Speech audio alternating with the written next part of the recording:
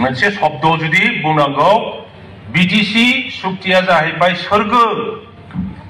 BTR सुक्तिया जाहैबाय नोरोग नोंथांमोना दिनै जवाब हो सोरगोआ साबसिन ना नोरोगा साबसिन नोंथाङा बबाव थानो जाय मानसिया बिटिआर सुक्तिखौ बिश्वास खालामनानै थांनानै थागोन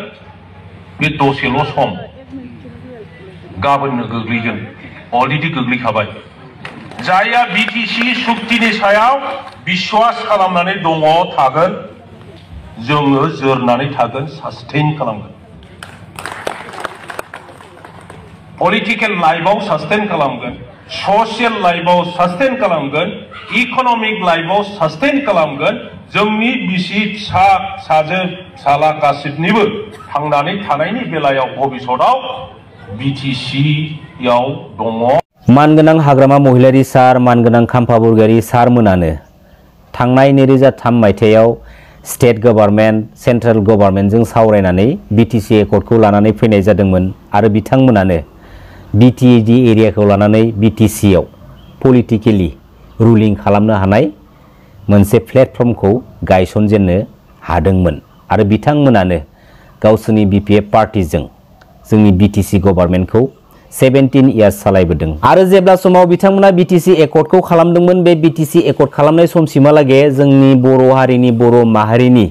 माखासे थासारिफोरा लाथिख' होननानै जों बुंनो हायो जेरावनोखि आसाम स्टेटनि पलिटिकल सिस्टेमनि गेजेरजों जोंनि बर' माहारिनि थाखाय मोननांगौ जाखिनि मोनथायफोर बैफोर मोनथायफोरखौ जोङो आसाम स्टेट पलिटिकल सिस्टेमनि गेजेरजों जों मोनबोनो हायाखैमोन नाथाय मानगोनां हाग्रामा महिलारी सार मानगोनां खाम्फा बरगयारी सारमोननि बीटीसी एकर्डनि उनावहाय बे लाथिख'निफ्राय सानजानो हानाय मोनसे कन्डिशनखौ मोनसे थासारिखौ बे बीटीसी एकर्डनि बीटीसी पलिटिकल सिस्टेमनि गेजेरजों जोङो मोननो हादोंमोन जों लाबोनो हादोंमोन आरो बिथांमोननि नाजानायावनो बिथांमोननि दैदेननाय गभर्नमेन्टनि समावनो जोंनि ओनसोलाव जोंनि माहारियाव गोबां थाखोनि माने चेन्ज फैदोंमोन नंगौना नङा रायजो राजा नोंथांमोन आरो बे बाथ्राया सैथो बीटीसी एकर्डनि गेजेरजों लानानै फैखानाय माखासे पावार एन्ड फांसनफोरखौ थांनाय 2020-27 जानुवारि बीटीआर पिस एकर्डनि गेजेरजों गोबांखौनो माने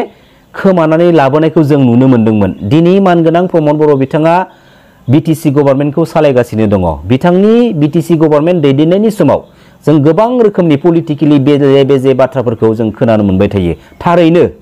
मानगोनां प्रमद बर' बिथांनि गवर्नमेंट दैदेननायनि समाव मा जानो थांगासिनो दङ आरो मा जानायनि दङ जोंनि बीटीसी पलिटिकल सिस्टेमा जों बे माखासे थासारिफोरखौ फैबाय थानाय समावसो जोङो मिन्थिनानै मोनदांनो हासिगोन रायजो राजा नोंथांमोन बीटीसीनि फर्मार डेपुटी चिफ मानगोनां खाम्फा बरगयारी सारा सासे गोरों मानसि आरो बिथाङा आयेननि बागैबो जोबोद रोंगौथि गोनां सासे दैदेनगिरि बिथाङा दुलाराय बर' फरायसा आफादाव थानानै जोंनि माहारिनि थाखाय खामानि मावनाय सासे दैदेनगिरि बिथाङा एक्स भलन्टियार फर्सआव थानानै जोंनि माहारिनि थाखाय खामानि मावनाय सासे गोख्रों दैदेनगिरि दा फैयै फैयै गोबाव समनि उनाव गावसोरनो दानाय बीपीएफ पार्टी हानजानिफ्राय रिजाइन होनाय बाथ्राखौ लानानै दिनै गोबां रोखोमनि गोबां पलिटिकली ससियेल मिडियानि गेजेरजों स्प्रिट खालामनायखौ जों नुनो मोन्दों गोबाङानो बुंदों जे इउपिपिएल पार्टीयाव जइन जासिगोन जइन जानायनि बाथ्रा दा फैबाय थानाय समाव बिथाङा थारैनो गावनि पलिटिकल केरियारखौ बबेबा मोनसे गुबुन पलिटिकल पार्टीयाव थांनानै गोदानै माने स्टार्टिं खालामफिनसिगोन नामा फैबाय थानाय समावसो जोंनो फोरमान होसिगोन थारैनो जुदि बिथाङा बबेबा मोनसे गुबुन पार्टीयाव थांनानै जइन जाहैनायखौ जुदि थांखि लादोंब्ला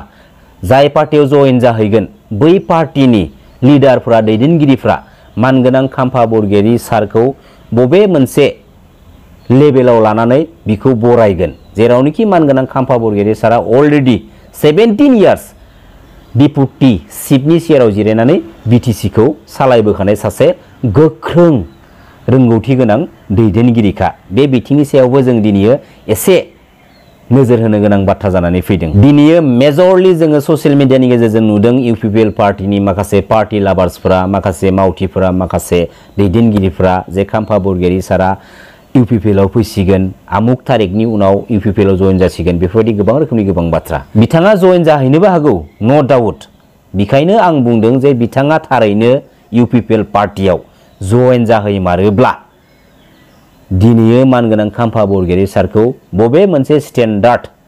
प्लेसाव लाखिनानै बिथांमोना बिबान होनानै इउपिपिएल पार्टिखौ दैदेनलांनो खाबु होगोन बे बिथिंनि सायावसो जोङो दिनै एसेब्लाबो सावरायनो हायो। नंगौना नङा रायजो राजा नोंथांमोन? जोंनि बिटिसि पलिटिकेल सिस्टेमनि माखासे पलिटिकेलि आबहावाफोरखौ जों जुदि हमदांनो मोन्दांथिनो लुबैदोंब्ला जों फिल्डआव ओंखारनानैसो हमदांनो बा मोन्दांथिनो हायो। दिनै मिथिनायाव बा नुनायाव बा मोन्दांथिनायाव बिटिसि पलिटिकेल सिस्टेमाव बिपिएफ पलिटिकेल पार्टियानो गोख्रोंसिन जानानै दङ। बे बाथ्राया सैथो। बेखायनो आसाम स्टेटनि मानगोनां चिफ मिनिस्टार हेमन्त बिश्व शर्मा सारा थोंजोङै नङाब्लाबो इनडाइरेक्टलि मोनसे मेसेजखौ होना थांखाबाय जे जाय पार्टिया बांसिन सीट लानानै देरहागोन बे पार्टिनिफ्रायनो सीएम जागोन बिटिसिनि आरो जाय पार्टिया खम सीट लानानै देरहागोन बे पार्टिनिफ्राय माने डिपुटि चिफ। दा दिनै मानगोनां हेमन्त बिश्व शर्मा सारा बिपिएफ जोंबो गाज्रि जानो थाङा इउपिपिएल जोंबो गाज्रि जानो थाङा। बिथाङा गावनि लामाखौ मोननैबो साइडजों लानानै दोनखाबाय। दिनै बिपिएफआ बांसिन मेजरिटी लानानै देरहायोब्ला बिथाङानो बिपिएफजों थानानै डिपुटि चिफनि पावारखौ लानानै बिटिसिआव चान्स लानाय। दिनै इउपिपिएलआबो जुदि बांसिन मेजरिटी लाना जुदि देरहायोब्ला इउपिपिएलजों बिथाङा थाफानानै डिपुटि चिफनि पावारखौ लानानै बिटिसिआव माने खामानि मावनायनि माखासे चान्स आरो सुबिदाखौ बिथाङा दोनहरखाबाय। नाथाय बिथाङा बबेबा मोनसे पलिटिकेल पार्टिजों सापर्ट जानानै बाथ्रा बुंदों बे मालाबाबो नङा। दिनै बिथाङा बिपिएफनिबो आरो इउपिपिएलनिबो मोननैबो लामाजों बिथाङा आगान होनानै थाखाबाय। बे बाथ्राया सैथो नंगौना नङा रायजो राजा नोंथांमोन? जोबोद माने क्रिटिकेल। दिनै जोंनि बिटिसि एकर्डनि गेजेरजों जायफोर पावार एन्ड फांसनफोरखौ जों मोनदोंमोन गावनो गोसो बायदि जोंनि न'खरखौ जों सालायनो हायोमोन। नाथाय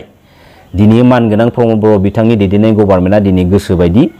सालायनो हाया, गोसो बायदि खामानि मावनो हाया। दिनै जोङो मानगोनां प्रमद बर' बिथांनि दैदेननाय गभर्नमेन्टखौ बा मानगोनां प्रमद बर' बिथांखौ जोङो पलिटिकेलि माखासे बाथ्राफोरखौ लानानै जों जुदि सोंखारिबाय थायोब्ला जों जेबो माने मुलाम्फा मोननाय नङा। सैथोआ बेनो दिनै डाइरेक्टलि नङाब्लाबो इनडाइरेक्टलि जोंनि बिटिसि गभर्नमेन्ट सिस्टेमा आसाम स्टेटनि सिस्टेम बायदियै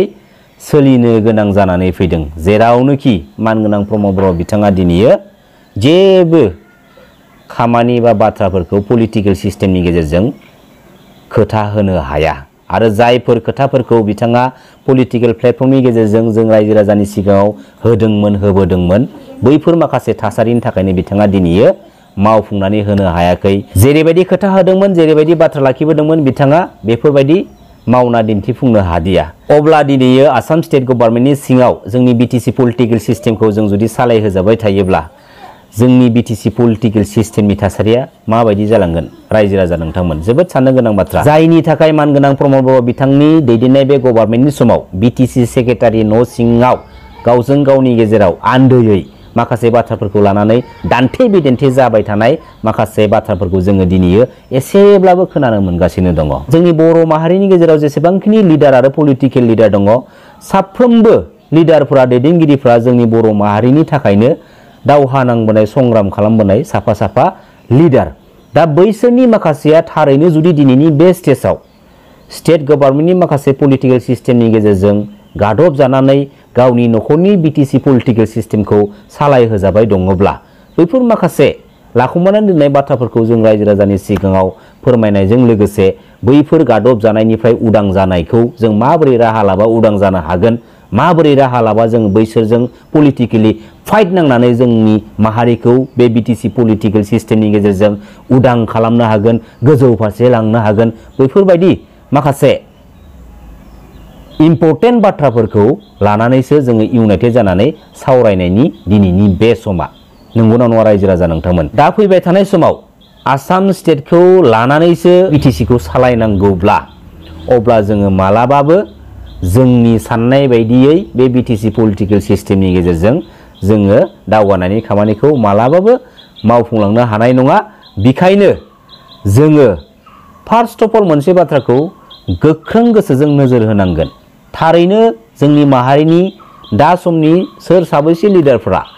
स्टेट गभर्नमेन्टनि पलिटिकेल सिस्टेमनि गेजेरजों ज' जाफानानै खौसे जाफानानै जोंनि बिटिसि पलिटिकेल सिस्टेमखौ उरलुनो